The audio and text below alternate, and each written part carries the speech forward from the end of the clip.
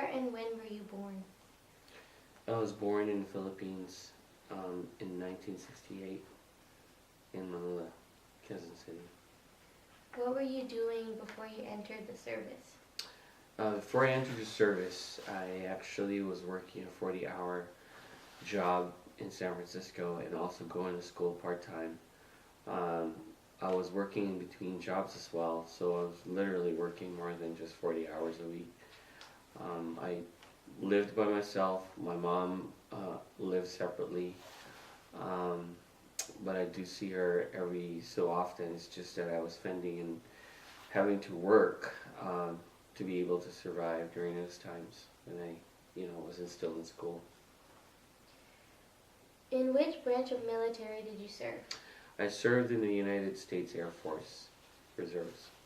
Did you enlist or were you drafted? I actually enlisted, and what happened was I went into a delayed enlistment portion wherein you actually sign up to enlist in the military, but since the military doesn't have any slots or opening during basic training or boot camp, is what they call it, they put you on a delayed enlistment. You basically sign your name and commit to the military, but the military says, okay, we have your word for it, and then they would schedule you on a particular time frame on when they can accommodate you to do basic training. So that's why it's called a delayed enlistment. So I technically enlisted June June 17th of 1989, and I did not go to basic training December 27 of 1989. So there was a gap of like about 6 months. Why did you choose the Air Force as your specific branch of military? Well, it all started because I have a first cousin that serves in the Air Force as well, and he was an active duty member of the military, and has been serving for over 11 years. When I inquired about what branch of service would cater to what I'm looking towards to be, because at that time during 1989 I was thinking about going into medical field, because one of my brothers is actually in the medical field and convinced me to look into the medical field. So my first cousin who was serving in the United States Air Force at that time, kind of talked me into looking into the U.S. Air Force. And I did look at the U.S. Army, and I looked at the U.S. Marine Corps, and I also looked at the Navy. And at that point, I saw the benefits that the Air Force would provide me during that time. And the branch of services that offers GI Bill for school, the Air Force actually gives you a lot more. I mean, monetary wise, which means I wanted to go to school as well. That's why I chose to be in the Air Force, because of the GI Bill, and my cousin being in the military and the Air Force kind of convinced me to go into the Air Force. What happened when you departed for training camp and during your early days of training? When I departed for training camp, of course I had to get all my finances in place, because that was one of the most important things that I had. Is you actually have to be more responsible. You have to be responsible on trying to get all your X's and O's before you leave. So I had my finances in place, and I had made letters to the school saying that I was gonna take some time off because I was going to basic training and going into the Air Force and doing all these other specialty courses to take. And then usually my basic training took about a total of 6.5 weeks during that time for basic training. So after that training in the military, they send you to tech school, which was an additional, for my field that I chose, which was a medical services specialist, was another 6 months in school, which was in Texas. How did you adapt to military life, including the physical regimen, barracks, food and the social life? Well, first off, during the time I was really athletic. You know, I play a lot of sports, so I was physically fit. So being able to participate on all the mandatory things that you do in the military was something that, you know, I adapted quickly because I was already active on my lifestyle. I used to run a lot, and obviously I was 100 pounds lighter than I am now. So you know, all those things into place when I went to training. It was easily, I was able to adapt to it easily. And the question says something about food. What was the difference between? Food was actually, in my opinion, not too bad. Although it got to the point where the food that was being served is repetitive, so you kind of get used to it. But as far as adapting to the food, I really had no problem because I like to eat. So I pretty much eat anything I want, and whatever serves there is what I eat. But you got to remember, in basic training, it's not like when you sit down on a regular restaurant, they serve you. You actually have to get your food, and they serve you in a chow hall, and you have 3 minutes to finish your meal. And it's mandatory that everybody around you is present on your table before you actually sit down and start eating. And in fact, you can't even eat first because you actually have to drink 2 glasses of water first before you actually eat your entire meal. And that makes you full already, so, you know. Did any of your friends follow your military path with you? There were some people that a couple of my good friends did. And, you know, being in the military, you really can't request for you guys to be in the same group. Unfortunately, we ended up apart, but they joined the same time I joined as well. And up to this point, you know, I keep in touch with them. Yeah. But yes, to answer your question, yes, there's a couple of people that followed my path. So, talking about wartime service, where did you serve? I served both continental United States and overseas. Most of my tours of duty was inside the United States, but the longer tour of duty I had were over in overseas. And to name a few is I went to Iraq, I went to Korea, I went to Japan, I went to Afghanistan a couple times, got a chance to go to Europe, went to Germany, and normally the term of duty there is usually about maybe 5 to 6 months at a time. And yeah, so it's usually all those countries. I was hoping to go to the Philippines, but the bases in the Philippines had shut down. Didn't get a chance. Are there any memories from those experiences? Yeah, there were actually very good memories as far as me being able to see, meeting different people who came from different cultures. And by meeting them, it's kind of forcing us to learn their culture in a way. So it was something that we kind of had to adapt and learn. And those are actually the ones that stick with me, because everything that we do here in the United States, when you go to different countries, they do it differently. And you have to respect their culture, because that's one important thing that the military emphasizes, is that wherever you are in a different country, you need to recognize the way of living, the way people live, the way they respect each other, and all of other stuff. So it was a good experience for me to be able to see those. Were you ever on the front line, like in combat? Not necessarily in the main front line, because my job is a medical services specialist. And to translate that in layman's term, here, back in the United States, it's like a paramedic in the sky. So we actually recover injured soldiers out in the field and take them to a more definitive care. So by the time we get to the location where we pick up injured soldiers, everything is already calmed down. So we're not technically in the middle. Well, we're not technically in the line of fire. It's just that everything is all secured by the time we get there.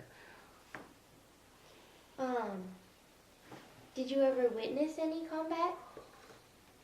As far as live combat, heard live combat. It would happen like at a distance, but not visually seeing. I mean, visually seeing the smoke and everything else, yes. Hearing the gunfires and all that stuff, yes. But actually being in it, no. So how did you feel when you were hearing those sounds? What were you imagining? Well, first off, I was thinking about my family. I was thinking about my mom, the people that are close to me. It actually makes me wonder if ever I'm still gonna be able to go home, because I'm kind of like close to where the action is, and you'll never know. Things happen. You'll never know if you're gonna return injured or you're not. But the thing I do is just keep praying, and then just thinking about my family and stuff like that. And those are the ones that make me go through. Do you have any friendships that were formed during your time? Of course, yes. That's one of the things that I cherish the most too, is because the people that you encounter obviously come from different backgrounds, and all these people have different personalities. But when you're out in the field, we're out in war, when you're serving together, all those personalities are put on the side, because the military, the way it works is that they want you to function as a one unit, which means that everybody does the same thing together. Everybody, does certain things together, and it's very important that you become selfless. So, to answer your question, yes, there were some friendships that I've developed through the years that I've been there, and that was something that I always look forward to whenever I deploy and stuff like that and serve. How did you stay in touch with your family? The military actually provides a day room or a rec room where you have access to computers, you have access to the mail service and all that stuff. Given the fact that depending on which base you go to, they only allot so many number of minutes that you can be in a computer, because everybody else, of course, wants to contact their family. So by writing letters, we do receive mail. As far as I remember, in the Middle East and in Afghanistan, we receive mail on a Monday, Wednesday, and Friday. And so a lot of the people that I work with who has children at that time always, go to the post office and wait for their mail. And then internet, you're only given so many number of minutes to be on a computer. But the U.S. Air Force, when you deploy, they provide a phone card. The phone card is used in the rec room to be able to call your family.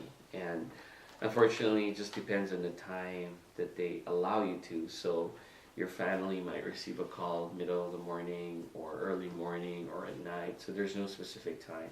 So they say, okay, you have this time to contact your family.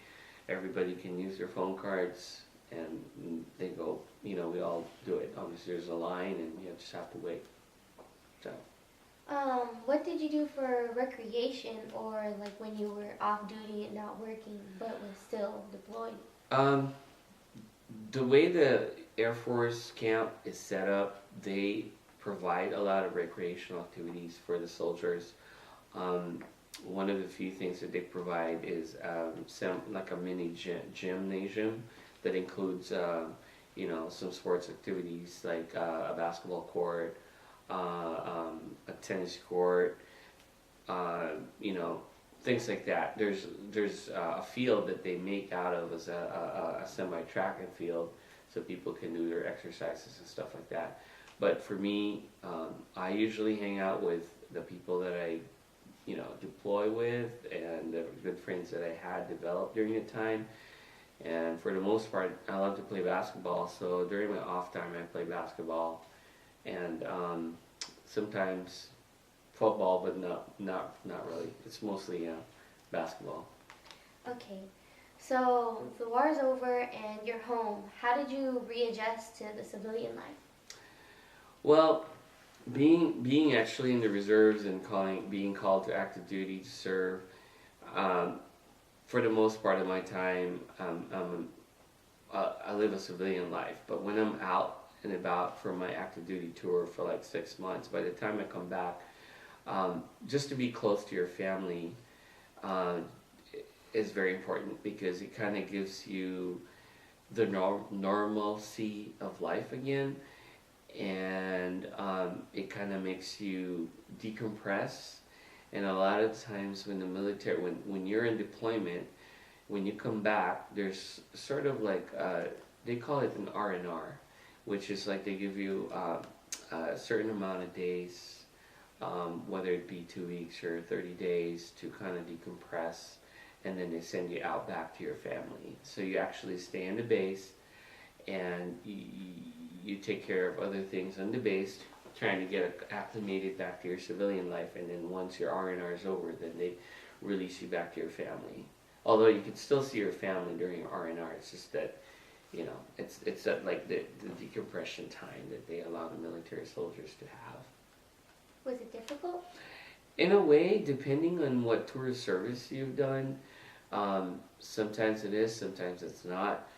But you kind of every tour of duty is different for every people, and every people has different jobs in the military. So it's really, for my sake, it was, sometimes it is, sometimes it's not. But for the most part, I was able to adapt to it and be okay.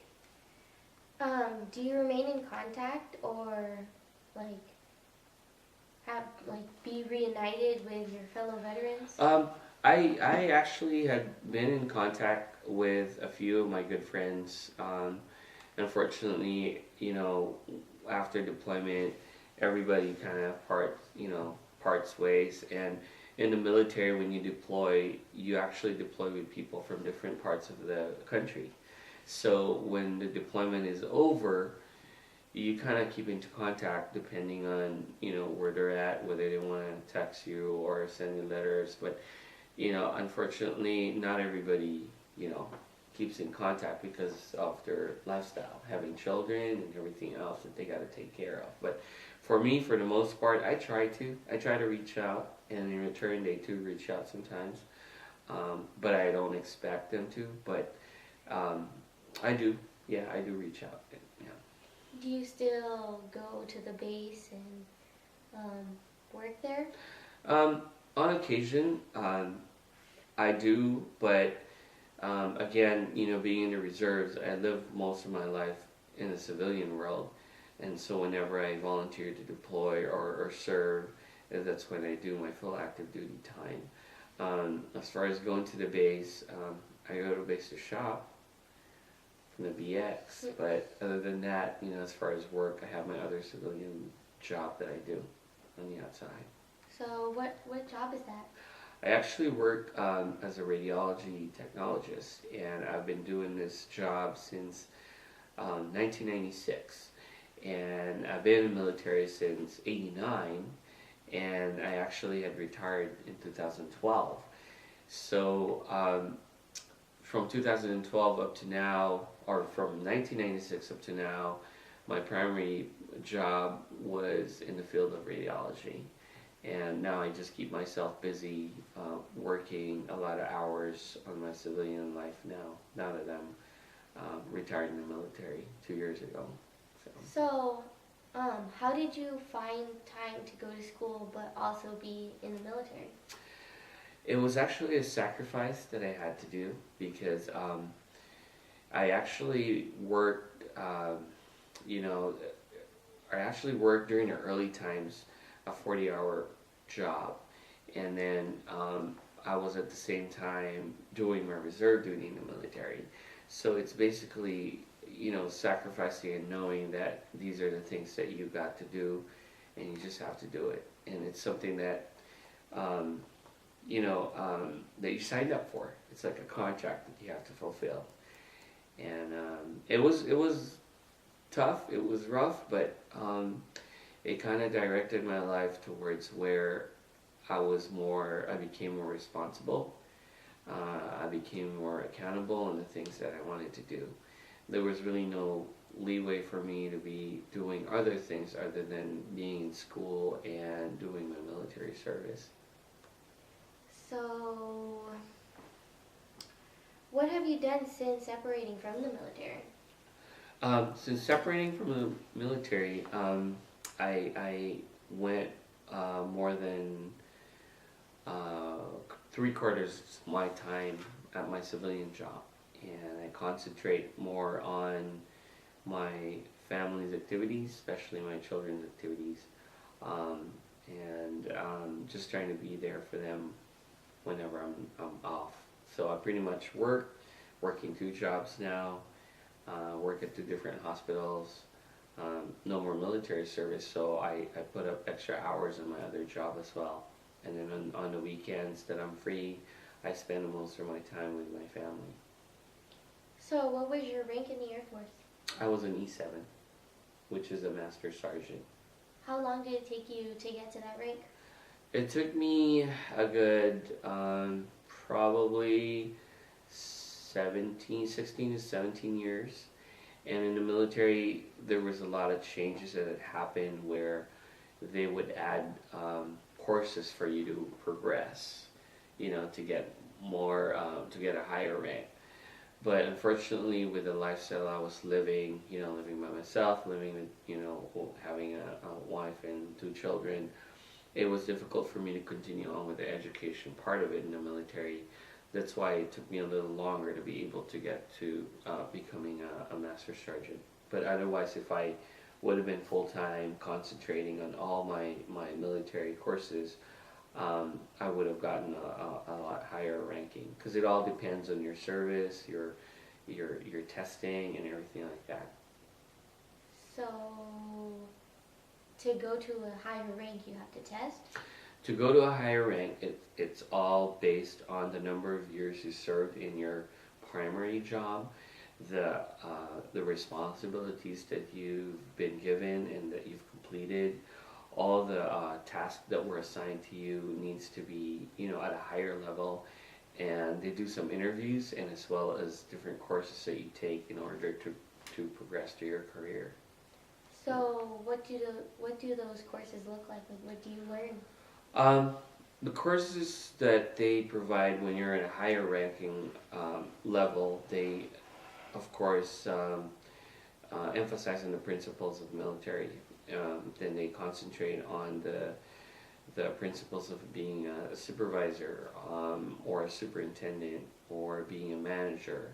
And then they give you some information about how to direct your path. There's like a career level, there's like a career path that you go. It's like in college, the same thing, and they check X's and O's and see where you've been as far as your responsibilities, what you've done. But it has a lot to do with the number of years you've served, as well as the number of years you've been in your primary job, and it involves the main responsibilities you have that you do for your primary job.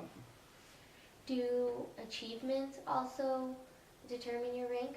Yes, of course. That's also a big part of being promoted, is that you need to have certain achievements to have accomplished. They look at that heavily as well. What kind of achievements?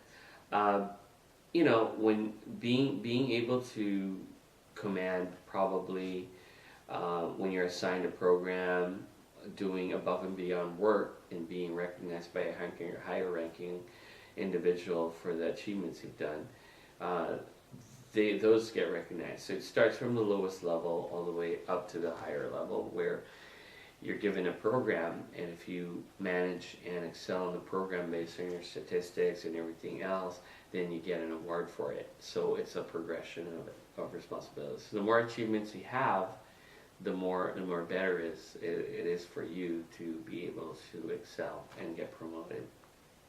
Do you ever have any flashbacks of you being up in the air?